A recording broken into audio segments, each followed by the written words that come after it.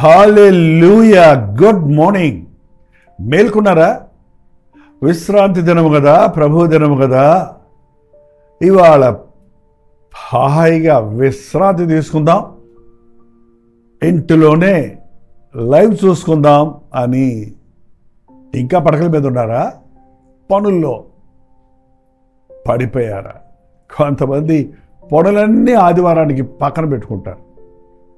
ఆదివారం సెలవు కాబట్టి ఆ రోజు బట్టలు ఉతుక్కుందాం, ఆ రోజు మంచి వంట వండుకుందాం, ఆ రోజు బంధువుల ఇంటికి వెళ్దాం, ఆ రోజు మనకిష్టమైన పనులు చేసుకుందాం అనుకుంటే అది అజ్ఞానం అండి.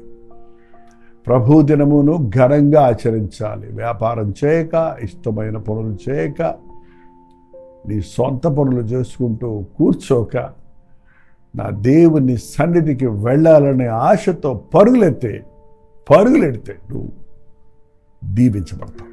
నువ్వు కష్టపడి చేసుకున్న దానికంటే ప్రభు సన్నిధిలో నువ్వు పొందుకున్న ఆశీర్వాదాలు కోట్ల రెట్లు ఎక్కువ ఉంటుందని గుర్తించి రండి. దేవుని మందిరాలకు వెళ్ళకముందు ఒక చిన్న మాట. పరిశుద్ధుడా, నీకు వందనములయ్యా. మందిరము యొక్క ప్రాముఖ్యతను మరొకసారి మేము ఎరుగునట్లుగా మాతో మాట్లాడమని క్రీస్తు నామములో అడుగుచున్నాను తండ్రి, ఆమేన్. ఈ రోజుల్లో మళ్ళా దేవుని కృప వలన ఇంగ్లాండ్, అమెరికా వంటి దేశాలలో దేవుని కృప అక్కడ కొంత ఉజ్జీవాన్ని కలుగజేస్తుందని, ప్రజలు తమ తప్పులు తెలుసుకొని ప్రభు వైపు తిరుగుతున్నారని, దేవుని సన్నిధిని వెతుకుతున్నారని తెలుస్తుందండి. దేవుని సన్నిధిలో దొరికిన దీవెన మరెక్కడ దొరకదు. ఆయనను కాదని మనము ఏ విషయంలో ఏది సాధించలేము. ఆయన తప్ప మరొక గతి లేదు మనకి. అది ఎంత తొందరగా తెలుసుకుంటే అంత ధన్యులం మనం. కీర్తన 122లో యెహోవా మందిరమునకు వెళ్ళుదమని జనులు నాతో అనినప్పుడు నేను సంతోషించితిని. దావీదు భక్తుడైన దావీదు అంటున్నాడు, యెహోవా మందిరమునకు వెళ్ళుదము రెండని జనులు నాతో చెప్పినప్పుడు నాకు పనుందంటిని, మీరు వెళ్ళండి వస్తానంటిని, నాకు కుదరనంటిని, నాకిప్పుడు రాజుగా ఉన్నాను, నాకు బోల్డ్ బాధ్యతలు ఉన్నాయి, ఇప్పుడు బోల్డ్ పనులు ఉన్నాయి అంటిని. గొర్రెల కాపరిగా ఉన్నప్పుడైతే పని పట్టలేదు కాబట్టి వెళ్ళాను దేవుని మందిరానికి, ఇప్పుడు కుదరదు. కొంతమంది అదే చెప్తున్నారండి. ఇంతకుముందు క్రమంగా వచ్చేవాడు కదా మందిరానికి, ఇప్పుడు రావట్లేదు. ఏంటంటే అప్పుడు ఉద్యోగం లేదండి. అబ్బా, అప్పుడు ఉద్యోగం లేదు, అందుకని దేవుడు తప్ప వేరే దిక్కు లేదు. ఇప్పుడు ఉద్యోగం వచ్చింది, ఇప్పుడు దేవుడు అక్కర్లేదు. అవునా? అసలు నీ ఉద్యోగం అడిగినప్పుడే ఆదివారం సెలవు ఉన్న రోజే ఉద్యోగమే కావాలని అడగటం నేర్చుకోండి. అనేక మంది విశ్వాసులు అలాగే వారి విశ్వాసాన్ని ఉపయోగిస్తున్నారు. ఒక్కొక్కసారి అబ్బాస్ అలౌటి ఫరో లాగా ఆదివారం సెలవు ఇవ్వని అన్నా సరే, సెలవు ఇవ్వకపోతే నాకు పే కట్ చేసుకోండి, కావాలంటే నా ఉద్యోగం తీసేయండి, కానీ నేను ఆదివారం మాత్రం దేవుని మందిరానికి వెళ్లకుండా ఉండలేనని, ఎక్స్ట్రా పని మీకోసం శనివారమే చేసి పెడతారు, వారమంతా చేస్తారని చెప్పి ఆదివారం దేవుని సన్నిధికి వచ్చి వర్ధిల్లిన వారు ఎంతోమంది ఉన్నారంటే ఈ రోజుల్లో. ప్రభువు మందిరం అనగానే ఎందుకంత నిర్లక్ష్యం? దేవుని సన్నిధి అనగానే ఎందుకంత అలక్ష్యం? మందిరాన్ని ప్రేమించండి, మీరు దీవించబడతారు. దేవుని సన్నిధిని ప్రేమించండి, మీరు ఆశీర్వదించబడతారు. జనులు మందిరములకు వెళ్ళుదాము రండి అని చెప్పినప్పుడు నేను సంతోషపడ్డాను. ఈ రోజుల్లో మందిరాల్లో కుటుంబాలుగా మీరు వెళ్తున్నారా? మందిరాలకి వెళ్ళాలి, లే త్వరగా బయలుదేరు అని భార్య భర్తని, భర్త భార్యను ప్రోత్సహించుకుంటున్నారా? భార్యాభర్తలు కలిసి రండి నాయన ఇవాళ దేవుని సన్నిధికి వెళదామని బిడ్డలను సిద్ధపరచుకొని మందిరానికి తీసుకెళ్తున్నారా? మీరు ఇంట్లో కూర్చోండి నాయన, కార్టూన్ చూసుకోండి, మేము మందిరానికి వెళ్ళొస్తామని చెప్పే తల్లిదండ్రులు ఉన్నారు. ఏంటండి, పిల్లల విషయమై పట్టించుకోకుండా పోయి ఆడుకోండి నాన్న, మేము దేవుని మందిరానికి వెళ్తున్నామని చెప్పే తల్లిదండ్రులు ఉన్నారు. అటువంటి బిడ్డలు పెరిగినప్పుడు ఎలా దేవుని సన్నిధిలో దీవించబడతారు? ఎలా వారు క్రమాన్ని నేర్చుకుంటారు? మీ కుటుంబాలతో పాటు మందిరాలకి వెళ్ళండి.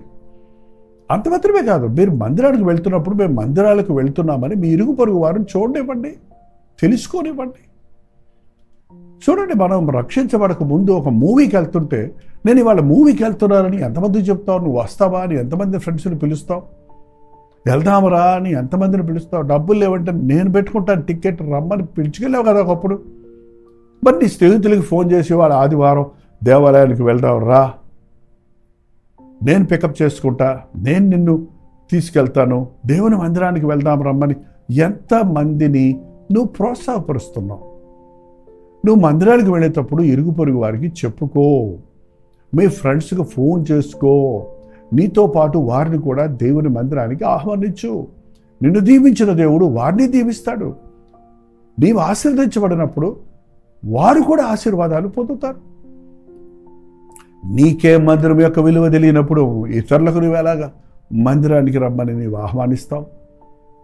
డిఎల్ మూడీ అనే భక్తుడు ఎవరి కాలం రక్షించబడిన తర్వాత ఒక నిబంధన చేసుకున్నాడు. నాతో పాటు ప్రతి ఆదివారం కనీసం 7గురిని నేను మందిరానికి తీసుకెళ్తాను. ప్రతి వారం కొత్త వాళ్ళని, ఈ వారం ఒక 7గురు, మరో వారం మరొక వేరే వారు, అలాగే తన జీవితంలో అనేకులను మందిరానికి నడిపించుకున్నాడు. నీవు పొందిన మేలు ఇతరులు పొందినట్లుగా, నిన్ను ప్రేమించిన ప్రభు ప్రేమ ఇతరులకు నీవు పంచునట్లుగా మందిరానికి సంతోషంతో వెళ్ళండి. ఏడుమొఖాలతో కాదు, విసుగుతో కాదు, సగం మీటింగ్ అయిన తర్వాత కాదు. ఎంత నిర్లక్ష్యత అండి! వాళ్ళ మందిరాన్ని మనగానే టైమింగ్ ఫాలో చేయరు చాలా చర్చెస్లో. అదే ఒక ట్రైన్ క్యాచ్ చేయాలంటే టైంకి ఉంటారు అక్కడ. ఫ్లైట్ అంటే గంట ముందే ఉండాలి అక్కడ. ఏ విషయానికైనా ముందే పోయి కూర్చుంటారు. ఒక పెళ్ళి అంటే, పబ్బం అంటే. కానీ దేవుని మందిరం అంటే వెళ్దాంలే, ప్రసంగ టైంకి వెళ్దామనేవాళ్ళు కొందరు, కానుక పాటకు ముందు వెళ్తే సరిపోద్దనేమోనేవాళ్ళు కొందరు, అయిపోయిన తర్వాత ఇంటికి పరిగెత్తేవారు మరికొందరు. అంటే మీకు దేవుని మందిరం మీద ఇష్టం లేదన్నమాట. దేవుని సన్నిధి యొక్క విలువ మీకు తెలియలేదన్నమాట. అందుకే మీ జీవితాల్లో ఏది చేసినా ఫలించడం లేదు. నన్ను ప్రేమించేవాడిని నేను ప్రేమిస్తున్నాను అన్నాడు, నన్ను ఘనపరిచేవాడిని నేను ఘనపరుస్తానన్నాడు మన ప్రభు. నువ్వు ఆయన్ని ఘనపరచకపోతే నీవెలాగా ఆయన చేత దీవించబడతావు? ఇవాళ మందిరాల విషయంలో ఎంతో నిర్లక్ష్యత చూస్తున్నాం. దావీదుకు గొప్ప ఆశ.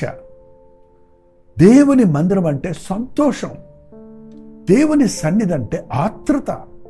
కీర్తన 42లో కూడా చూస్తే, కీర్తన 42లో తుప్పి నీటి వాగుల కొరకు ఆశపడినట్లు దేవా నీ కొరకు నా ప్రాణము ఆశపడుచున్నది. దుప్పి అంటే దుప్పి అంటే తెలుసు కదా లేడీ, ఆ నీటి వాగుల కొరకు నీళ్లు చూసిందంటే అది ఎగురుకుంటూ పరిగెత్తుకెళ్తుంది. ఆ దాహంతో ఉన్న దుప్పి ఎండవేళల్లో ఆ ఎండమావులు చూసుకొని నీళ్ళు అనుకొని పరిగెత్తి పరిగెత్తి పరిగెత్తి పరిగెత్తి ఎలాగోలాగా తన దాహం తీర్చుకోవడానికి ప్రయత్నిస్తుంది. దేవుని ప్రేమించే వారికి ఆధ్యాత్మిక దాహం ఉంటుందండి. ఆ దాహం నీళ్లు తాగితే సరిపోదు, ఈ లోక సంబంధమైన విషయాలతో అది సేద తీర్చబడదు. ఆ సమరయ స్త్రీకి ఆ దాహం ఉంది, తన జీవితంలో తృప్తి సమాధానం పొందాలండి. దాని కొరకు 1కి 5 మంది భర్తలను మార్చిందట. ఆ భర్తల ద్వారా తనకు ఆదరణ దొరుకుద్ది, సంతోషం దొరుకుద్ది, శరీర తృప్తి కలుగుద్దని. కానీ లేక విసిగిపోయింది. అందుకనే ప్రభువు ఆమెను దర్శించి, నేనిచ్చు నీళ్లు తాగితే నువ్వు తప్పికొను, నిత్య జీవార్థమైన జీవజలాలు నీకు ఇస్తానన్నాడు. దేవుని సన్నిధికి రా, తప్పికొనిన వారలారా నీళ్ళ ఎద్దుకు రండి, మీ దాహమును తీర్చుకోరండి.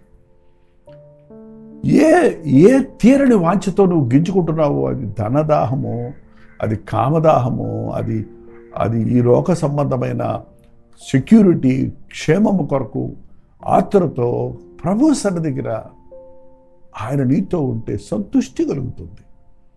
దుప్పి నీటి వాగుల కొరకు ప్రాణం ఆశ కొడినట్లు నేను నా ప్రాణము దేవుని కొరకు తృష్ణగొనుచున్నది. దేవుని సన్నిధికి నేను ఎప్పుడు వచ్చేదను, ఆయన సన్నిధి నేను ఎప్పుడు కనబడదను. ఎప్పుడెప్పుడు దేవుని మందిరానికి వెళ్ళాలా, ఎప్పుడు ఆయన సన్నిధిలో మోకరించి ప్రార్థించాలా, ఎప్పుడు ఆయన సంతోష గానాలతో కీర్తనలతో ఆయన్ని ఘనపరచాలా, ఎప్పుడు నా కొరకు దేవుడు సిద్ధపరిచిన వాక్యాన్ని వినాలా అని ఆదివారం అన్ని రోజుల కంటే ముందుగానే సిద్ధపడి తొందరగా దేవుని మందిరానికి వెళ్ళాలి, వేకువని ఆయన మందిరంలోనికి వెళ్ళాలి. ఆనాడు హిజ్కియా పాడుబడిపోయిన మందిరాన్ని బాగు చేయటమే కాదు, ఆ మందిర వ్యవస్థను సరిచేసి లేవీలు పంపించి యాజకులు పిలిపించి ప్రజలందరినీ మేల్కొల్పి పెందల కడనే తాను కూడా వారితో పాటు దేవాలయానికి వెళ్ళారని దేవుడు వాక్యంలో చూస్తున్నాడు. ఒక తండ్రిగా నీవు నిద్రలేస్తున్నావా? ఒక తల్లిగా నీవు పనులు పక్కన పెట్టి ప్రభువుకు ప్రాముఖ్యత ఇస్తున్నావా? దేవుని సన్నిధికి యొక్క విలువను నీ బిడ్డలు ఎరుగునట్లుగా వారికి ఆదివారం బడిపోతే ఎంత కంగారు పడిపోతున్నావు? ఒక్కరోజు స్కూల్ మిస్ అయితే అయ్యయ్యో అనిపిస్తుంది. ఎన్ని వారాలు మందిరాలకు బిడ్డలను తీసుకెళ్లకుండా ఉంటున్నాం. రోజు చదివే స్కూల్ కంటే ప్రతి ఆదివారం జరిగే సండే స్కూలు వారికి ఎక్కువ మేలు కలుగు చేస్తుందని, జ్ఞానోదయం కలుగు చేస్తుందని, దైవభక్తి కలుగు చేస్తుంది. దేవుని ఆశీర్వాదాలు పొందుకుంటారన్నది నువ్వు గుర్తించకపోతే చాలా విచారం. ఈరోజు మందిరానికి వెళ్తామరా అని ఒకరికొకరు ఇంట్లో చెప్పుకున్నప్పుడు ఏడవకండి, గుడక్కండి, సనక్కండి, కుదరదనకండి. రా ఇవాళ ఆదివారం దేవుని మందిరానికంటే ఎస్ పదండి పదండి పదండి పదండి పోదాం దేవుని సన్నిధికి, త్వరగా పోదాం. మొదటి పాట నుండి చివరి పాట వరకు ఆరాధనలో పాలు పంపులు పొందుదాం, దేవుని మందిరంలో వాడబడదాం, దేవుని మందిరంలో పరిచర్యలో పాల్గొందాం, దేవుని సన్నిధిలో ఆశీర్వదించబడదాం అని ఆత్రతతో దేవుని సన్నిధికి వెతికండి. ఆయన మందిరంలో నివసించేవారు ధన్యులు. ఒక బంధువుల ఇంటికి వెళ్తే నువ్వు ఎన్నో తెచ్చుకుంటున్నావు. ప్రభు మందిరానికి వెళ్ళినప్పుడు నిన్ను మూటల మూటల ఆశీర్వాదాలతో పంపుతున్నాడని నమ్మితే కంటికి కనబడని, చెవికి వినబడని, హృదయమునకు గోచరము కాదు ఎన్నో ఆశీర్వాదాలతో నువ్వు తిరిగి వెళ్తున్నామని గమనించు. క్రమంగా మందిరానికి వెళ్ళేవారు ఆరోగ్యంగా ఉంటారు, ఆశీర్వదించబడతారు, రాబడి దీవించబడుతుంది, బిడ్డలు దీవించబడతారు, అన్ని విషయాల్లో వారు వర్ధిల్లుతారు. రండి మందిరాలకు వెళదాము. ఒక చిన్న ప్రార్థన. పరిశుద్ధుడా నీకు వందనములయ్యా, ఎంతగా సోషల్ మీడియాలో మేము వాక్యం విన్నా, ఆన్లైన్లో ఆరాధనలో పాల్గొన్నా, వ్యక్తిగతంగా మా శరీరాలతో నీ మందిరములో ఆరాధించుటకు, మా ఆత్మలో నీ అందు ఆనందించుటకు కూడి వచ్చిన విశ్వాసులతో కలిసి ప్రేమ చూపుటకు, సత్కార్యములు చేయుటకు, ఒకరినొకరు పురికొల్పుకొనుటకు, పరలోకపు దీవెనలతో నింపబడి ప్రభు సాక్షులుగా బ్రతుకున్నట్లు పరిశుద్ధాత్మ అభిషేకము పొందుటకు నీ ఆవరణలో మా సమయాన్ని గడపాలనే ఆశతో మందిరములకు పరిగెత్తుటకు, దీవించబడుటకు మా ఒక్కొక్కరికి సహాయం చేయమని క్రీస్తు నామములో అడుగుచున్నాడు తండ్రి. ఆమేన్. మన తండ్రి అయిన దేవుని యొక్క ప్రేమయు, కుమారుడైన క్రీస్తు యొక్క కృపయు, ఆదరణకర్త అయిన పరిశుద్ధాత్మ యొక్క సహవాసం కూడి ఉన్న మనందరికీ ఇప్పుడు నువ్వు సదాకాలము తోడైండునుగాక. ఆమేన్. దేవుని స్తోత్రం. మందిరాలకు బయలుదేరండి. మీ ప్రార్థన వసతుల పారాలు 954041 నెంబర్కి, వేరే ఇతర దేశాల్లో ఉంటే 91001000 నెంబర్కి ఒక టెక్స్ట్ లేక వాయిస్ మెసేజ్ ద్వారా వాట్సాప్ చేయండి. మీ ప్రైజ్ రిపోర్ట్స్ కూడా పంపించండి. అలాగే ఇలాంటి సందేశాలు మీరు వింటున్నప్పుడు మేక్ ఎ డెసిషన్, ఓ తీర్మానం చేసుకోండి. ఆ తీర్మానాలు కూడా మాకు పంపించండి. మీరు నెరవేర్చినట్టుగా మీ పక్షంలో దేవుని సొంతలో ప్రార్థించడానికి మీరు సహకరించిన వారు అవుతారు. ప్రస్తుతమైతే కల్వరి చర్చిలో జరిగే ఆరాధన మీకు లైవ్ ఇస్తాం. మీరు కూడా మీ అనుకూలతను బట్టి మళ్ళీ వీక్షించండి. అలాగే మధ్యాహ్నం 3 గంటల హెచ్చరిక, రాత్రి 9 గంటలకు కల్వరి ప్రతి తోడిలో మళ్ళీ కలుసుకుందాం. ఆ తోడి దేవుని మహాకృప మీకు తోడైంది. హల్లెలూయా. దేవుడికి స్తోత్రం. రాజమండ్రి పరిసర ప్రాంతాల్లో ఉన్న వారికి శుభవార్త. ప్రభుత్వమైతే జూలై 1వ తారీఖు 1 డే గెట్ టుగెదర్ను మీ కొరకు రాజమండ్రిలో సూర్య గార్డెన్స్లో ఏర్పాటు చేస్తున్నాం. రండి. ముఖాముఖిగా మిమ్మల్ని చూడడానికి, వ్యక్తిగతంగా మీకోసం ప్రార్థన చేయడానికి కూడా అవకాశం కలుగు చేయండి.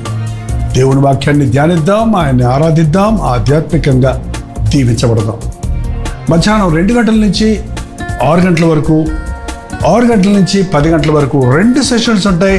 చిరునామా గమనించండి. Surya gardens function hall, Jawaharlal Nehru road, Rajahmundry.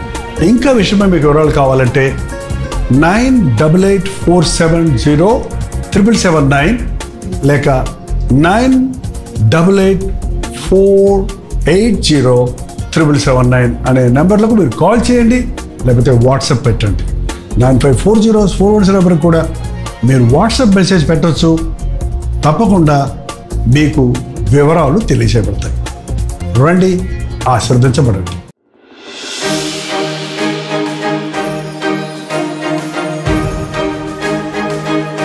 July 15వ తారీఖు విజయవాడలో ఒక ప్రత్యేకమైన అభిషేక మీటింగు, కాలింగ్ అండ్ అనాయింటింగ్ అనే మీటింగ్ ఉంది. ముఖ్యంగా విశ్వాసుల కొరకు, సేవకు ఆశపడేవారు, సిద్ధపడేవారి కొరకు. అది జూలై 15th నేను సేవకు వచ్చిన రోజు 54 సంవత్సరాల క్రితం.